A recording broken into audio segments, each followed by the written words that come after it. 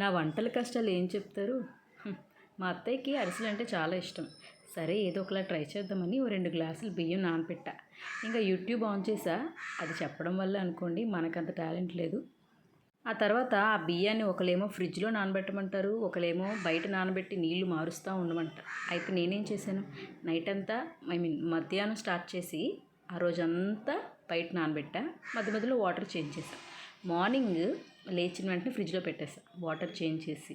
ఆ తర్వాత దాన్ని మామూలుగా క్లాత్ మీద ఒక ఒక అరగంట సేపు ఆరబెట్టా. కొంచెం తడి చేతికి అంటే వరకు ఉంచమన్నారని అలా ఉంచి మిక్సీలో పట్టా. ఈ మిక్సీ కష్టాలు ఏంటంటే సరిగ్గా నలగలేదు.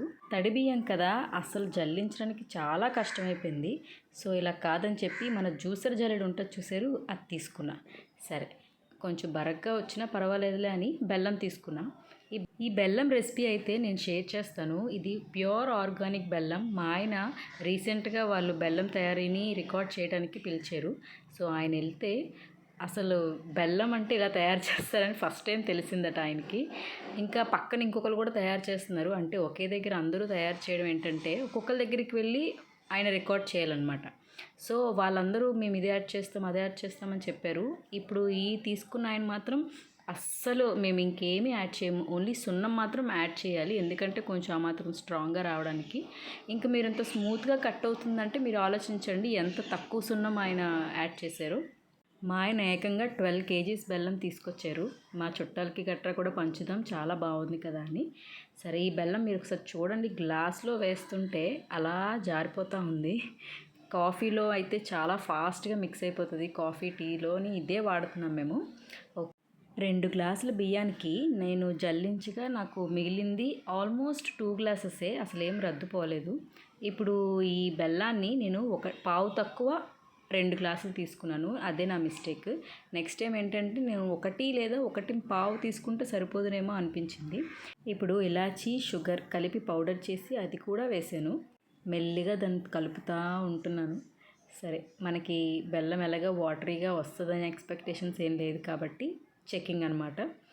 చూస్తే పర్వాలేదు, కొంచెం ఆ మాత్రం గట్టిగానే వచ్చింది పాకం, బట్ ఇంకా గట్టి రావాల్సింది.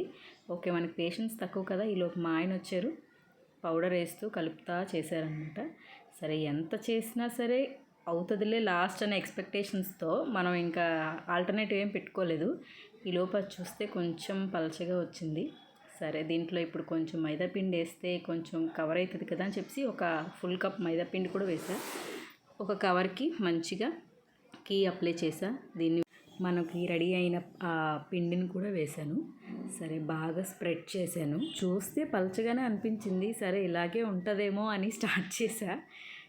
ఇంకా ఏమైంది, జస్ట్ దాన్ని తీసి ఆయిల్లో వేయగానే దాని మొత్తం బయటికి ఆయిల్ తుల్లిపోయి మన చేతి మీద కొంచెం ఇంకా ఆ అరిసంతా ముక్కలు ముక్కలుగా అయిపోయి నేను తీయటానికి కూడా నాకు అవ్వలేదు.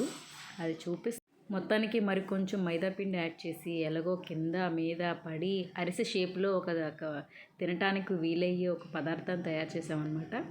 ఇలా కాదు, నెక్స్ట్ టైం ఆ బియ్యము ఖచ్చితంగా పిండి మిల్లుకి ఇచ్చేసి ఫైన్ పౌడర్ చేసి ట్రై చేయాలి. వీడియో నచ్చితే లైక్ చేయండి ప్లీజ్.